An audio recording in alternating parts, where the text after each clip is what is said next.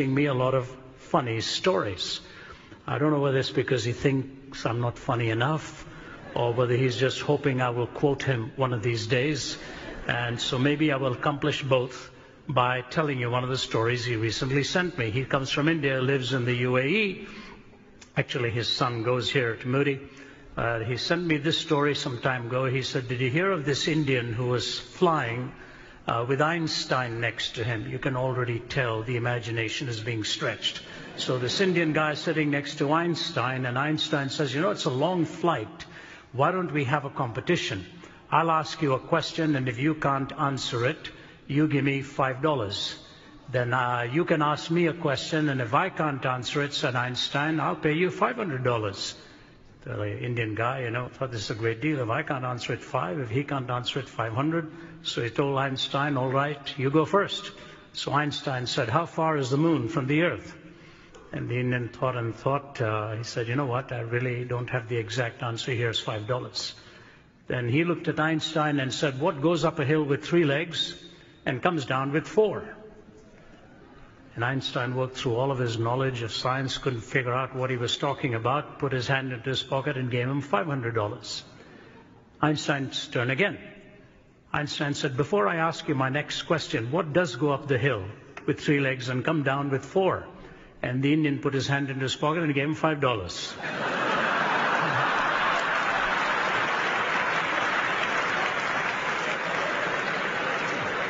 So the moral of the story is never get into a Q&A game with an Indian, especially if money is involved. One way or the other, they'll find it. Amen. The story is an old one, but thankfully all old stories have at least a handful who have never heard of them.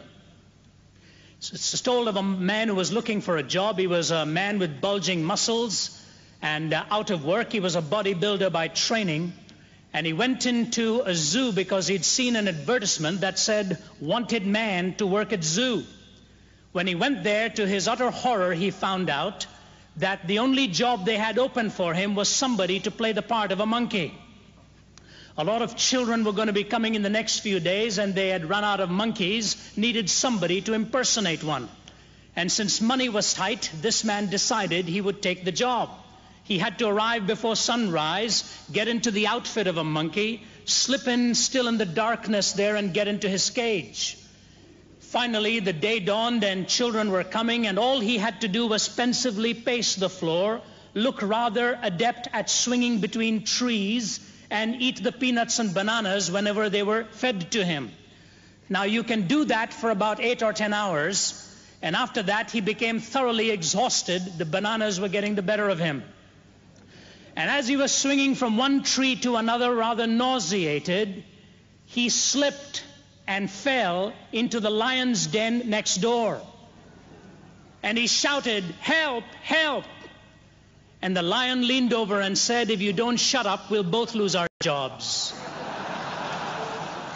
I want to tell you a little funny story because the subject is a bit intense. So let me tell you a humorous story talking about languages. And we'll play off a little bit of English language out here. But this fellow was being taught English, and he was from another language group, and so he was trying to use these fanciful words. So he turned to one of his English-speaking friends and he said, "You know, the problem I have with English is that the meaning of the words so often is so vague-y." So the man said, "What do you say?" He said, "The meaning is very vague-y." He said, No, it's not vague-y, it's vague." He said, "There you go. Every time I want to use a new word, my tongue-y gets twisted out." The man said, "It's not tongue-y, it's tongue." He said, "Maybe I can help you with a grammatical rule here. Whenever you see a word ending with UE, the UE is silent. So it's not vague-y, it's vague. It's not tongue-y, it's tongue." The other fellow said, Okay, let's not argue about it."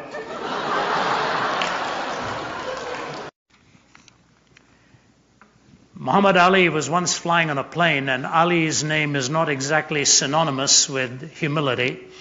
The great, float like a butterfly, sting like a bee, and the greatest, and so on. And they hit some moderate turbulence. When the pilot tells you it's moderate turbulence, it's getting close to the last rites. Mild turbulence you can handle. Moderate turbulence you better be worried about. And so they were all told to fasten their seat belts. Everybody complied except Ali. The flight attendant went over to him and said, "Sir, would you please fasten your seat belt?" He looked at her and said, "Superman don't need no seat belt." And she looked at him and said, "And Superman don't need no airplane either."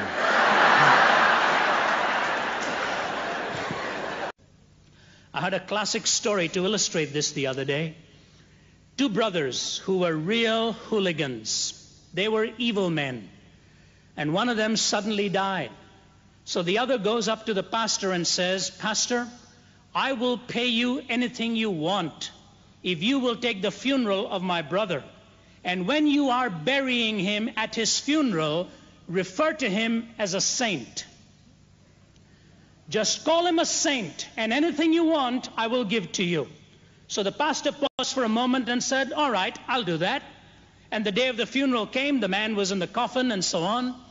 And the pastor began, and then he started the eulogy. He said, "The man you see in the coffin was a hooligan. He was a liar. He was an adulterer. He was a rascal. He was a violator. He did every conceivable evil act you can think of, but compared to his brother, he was a saint."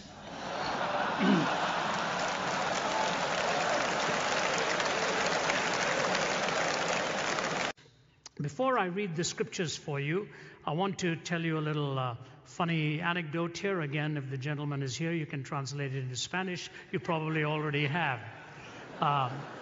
You know the story of Sherlock Holmes and Watson on a camping trip? I'm sure you've heard it. So these boys are on a camping trip and had plenty of liquid refreshment and went soundly asleep on this bright, starry night. In the middle of the night, Holmes awakened and looked up into the night sky, and he dug his elbow into Watson's ribs and he said, "Watson, Watson, wake up. What do you see?" He looked up and he said, "Stars and stars and more stars." He said, "What does that tell you, Watson?"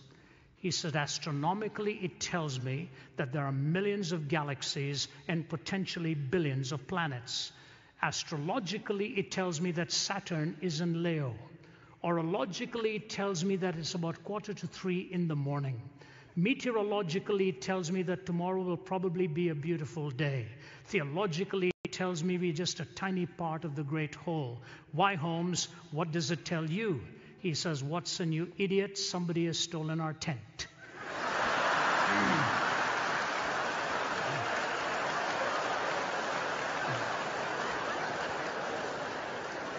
Some of you may have heard this story, which is a little bit funny, but it's also a little bit odd.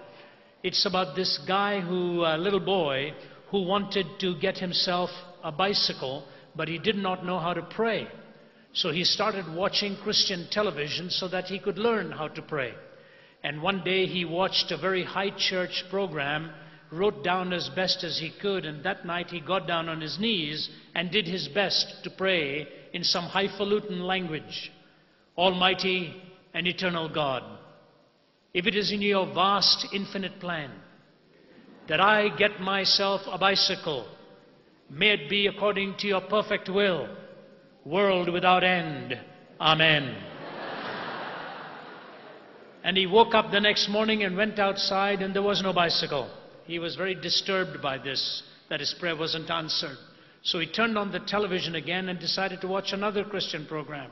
That night he got on his knees and he prayed thus: "Dear Jesus, I declare my need for a bicycle. And I declare also that it be blue and silver, and demand that it be here tomorrow morning by 5:30, because you want your children to prosper quite a bit, and I need my bicycle. Thank you. Amen." He got up early next morning, went outside. There was no bicycle. Now he was really troubled. He walked around the house, and the mother was watching him. She saw him go into her bedroom, and he saw a statue of Mary. And he picked up the statue of Mary, put it under his arm, and disappeared into the woods in the back. He came back about 10 minutes later with no statue under his arm. The mother wondered what had happened. She saw him going to his own room, got on his knees. She put her ear to the door and she overheard him praying, "Dear Jesus, if you want to see your mother again."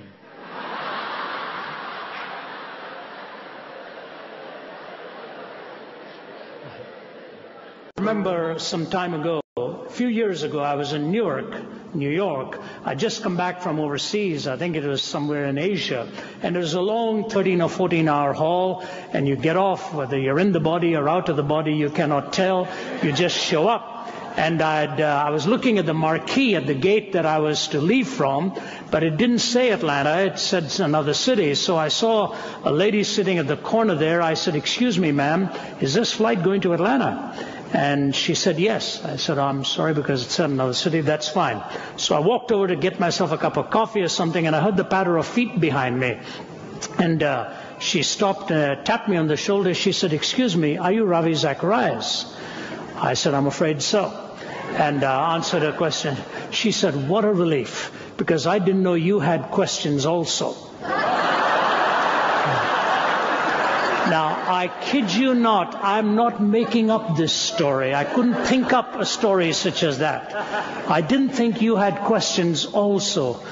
All because I wanted to know whether the flight out of that jetway was heading to Atlanta. That's a simple question. You know, there's a bumper sticker that was doing the rounds in the 80s and in many parts of the U.S., which said on the back, as long as there are math tests, there will always be prayer in schools. It's true. You can't ban a student from praying when he's looking at a question paper in an exam and he knows he's going to flunk it. You better believe he's going to call out to God. In fact, I don't know how many of you know the name of Richard Dawkins. Do you know the name of Richard Dawkins, that very noted atheist, belligerent atheist? I want to tell you something fascinating that happened, and this is a true story. It happened a few months ago. He was on a radio program on the BBC, live. And he was dialoguing with one of the ministers of St. Paul's Cathedral. And he was, as usual, Dawkins just very belligerent and hostile and verbose in all that he does to criticize believers. And he said, Christians are basically very unintelligent people. He said, if you want to ask an average Christian even to name the Gospels, they won't know it. They don't know it. And so the vicar just kept listening, and he said, "Richard, you're a very erudite scientist." And Richard's just nodding, He said, "Your favorite book is The Origin of Species, right, by Darwin?" He said, "Right." He said, "Richard, can you name the full title of the book?" This happened live. And Dawkins said, "Oh, yeah, I know. It's a much longer title than The Origin of Species." So the vicar said, Go ahead. Name it for me." I'm quoting this to you now. Please forgive me. This is the way it went. Richard Dawkins says, "The Origin of Species." Oh my God.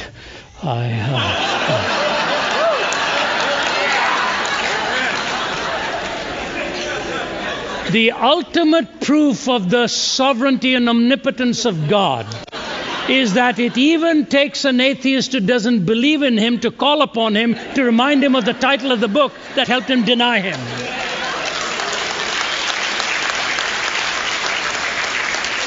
And the next morning's newspaper said, and I quote, "It's been a bad week for atheists." I'll tell you what, the Welsh can really sing.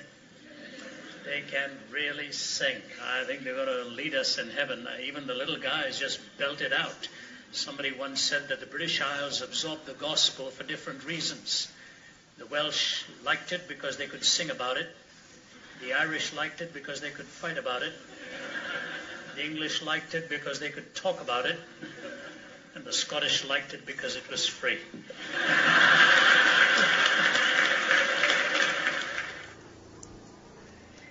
It's this big rancher in Texas who is talking to a small Indian farmer and thought he'd really put it in perspective. And he said, "Mr. Singh, how big is your farm?" And Mr. Singh looked at him and said, "You see that lamppost out there about 50, 60 yards away, and you see another lamppost out there about 50, 60 yards away. That's about how long my farm is, how wide my farm is. The Texan said, you know what? If you were living in my ranch and you got into my car at sunrise and you drove and drove and drove and drove, about 3 hours later, you'll just be reaching the end of my property line. And the Indian said, you know, I used to have a car like that at one time as well.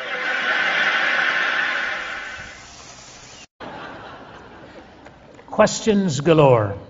Have you heard this one? Sam, can you tell me the parable of the Good Samaritan on your ordination exam here? Yes, sir, I will, sir. Once there was this man traveling from Jerusalem to Jericho, and he fell among the thorns, and the thorns sprung up and choked him. And as he went on, he didn't have no money, and he met the Queen of Sheba, and she gave him 1,000 talents of gold and 1,000 changes of raiment. And he got into a chariot and drove furiously. And when he was driving under a big juniper tree, his hair got caught on the limb of that tree, and he hung there many days. And the ravens brought him food to eat and water to drink, and he ate 5,000 loaves of bread and 2 fishes. One night when he was hanging there asleep, his wife Delilah come along and cut off his hair. And he dropped and fell on stony ground. But he got up and went on, and it began to rain, and it rained 40 days and 40 nights. And he hid himself in a cave, and he lived on locusts and wild honey. Then he went on till he met a servant who said, come take supper at my house. And he made an excuse and said, no, I won't. I've married a wife and I can't go. And the servant went out to the highways and the hedges and compelled him to come in. After supper he went on and come on down to Jericho. When he got there, he looked up and saw that old Queen Jezebel sitting down way up high in a window. And she laughed at him. And he said, throw her down out there. And they threw her down out there. And he said, throw her down again. And they threw her down again 70 times 7. And of the fragments they remained, they picked up 12 baskets full besides women and children. And they say, blessed are the peacemakers, P-I-E-C-E. Now, whose wife do you think she will be on that judgment day?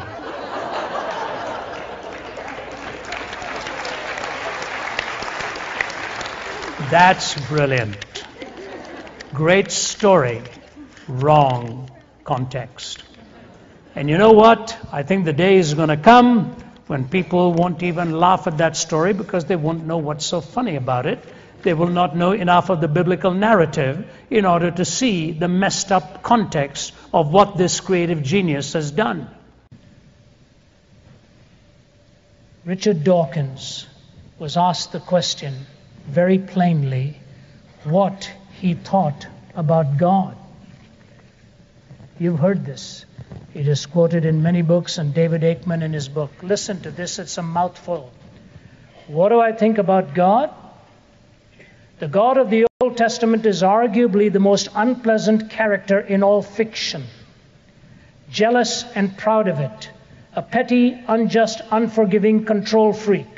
A vindictive, bloodthirsty ethnic cleanser.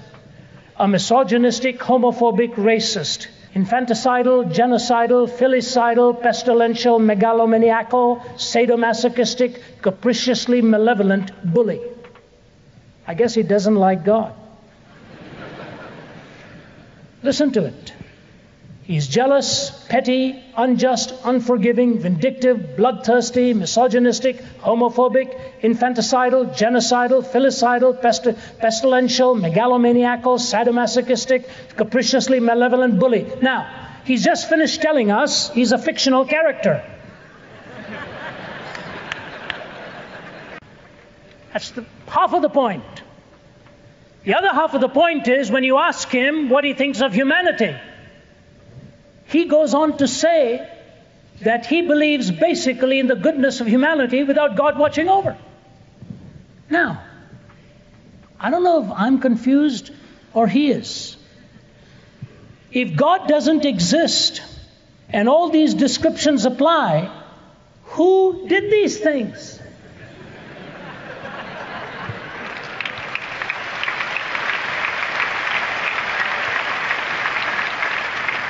A person is deluded when they believe something contrary to all the evidence. Who is deluded?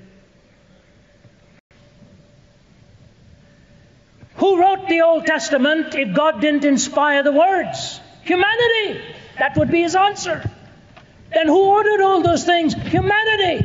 Why on earth are you so big on humanity and so small on God when humanity manufactured the God that you deny?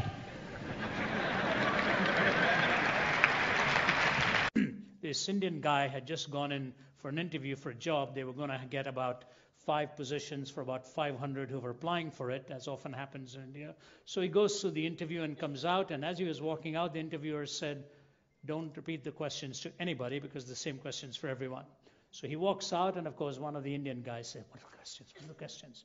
He said, I'm not allowed to tell you. He said, okay, if you don't want to tell me the questions, at least give me the answers. What were the answers?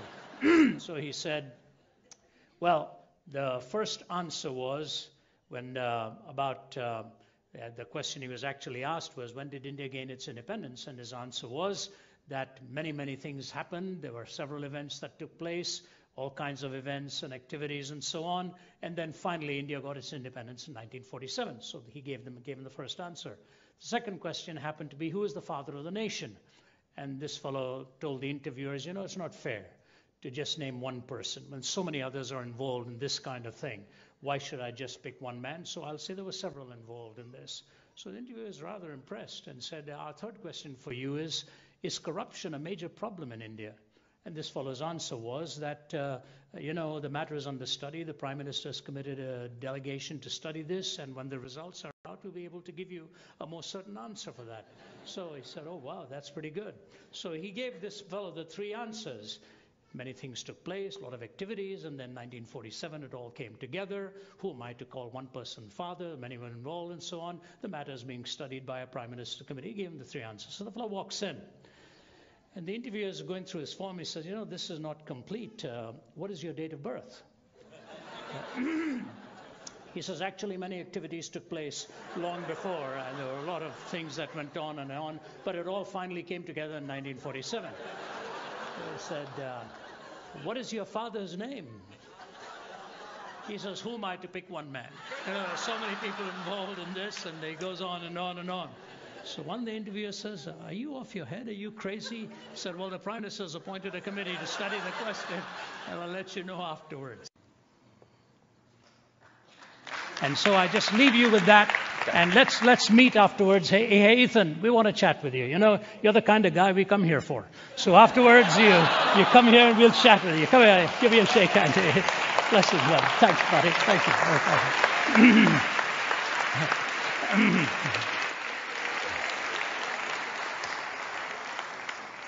I live in a condominium where there's so much of noise that sometimes goes on, and I phoned the property manager and said, when I write, even the sound of anything distracts me. And so she said, play some music. I said, what? I was a lousy student. I hardly ever ate lunch because I never did my homework, and my teacher in the 3rd standard, Mrs. Nelson, would make me sit outside the tent at Delhi Public School during lunch and do my homework. Because instead of doing my homework, I was playing cricket the previous day. Some months ago, I was in a plane from Dallas to Atlanta, and there was an Indian guy with all of his funny stuff, the high-tech stuff. He's working on 2 or 3 things at the same time. He even had something dangling from the window to give us the flight paths. I said, this guy is quite sophisticated. All I can do to press my BlackBerry buttons and my computer to say undo, undo, undo. So finally he looked at me and he said, you're a reader. I said, yeah, how do you guess? He said, you're reading. And he looked at me and he said, Delhi, Hindustan se ho? Are you from India? I said, yes, sir. I said, you too? He said, yes. I said, where are you from? He asked me. I said, I'm from Delhi. I lived in Delhi till I was 20. He said, really? Where? I said, Sundarnagar, Kakanagar area. He said, oh, I used to live in Sundarnagar. I said, wow. He said, did you go to DPS, Delhi Public School? I said, yeah. He said, this is amazing. I said, yeah, I went. He said, you went to DPS? I said, yes. He said, were you ever a student of Mrs. Nelson? 3rd C. They sent the worst students to Mrs. Nelson. And I qualified at the top of that list. Her favorite line was, Thappad khayega muh par. In Hindi, it meant you're going to get a slap on your face. And I did. And it was unfortunate because nobody told me she was a left-hander. So the first time I'm standing in front of her, not having done my homework, I'm watching that right hand. You know, I'm going away and away and away and wow. So he says, you were in Mr. Nelson's class? I said, yes. He said, me too. And then he raised his hand and gave me a high five and said, we made it. We made it.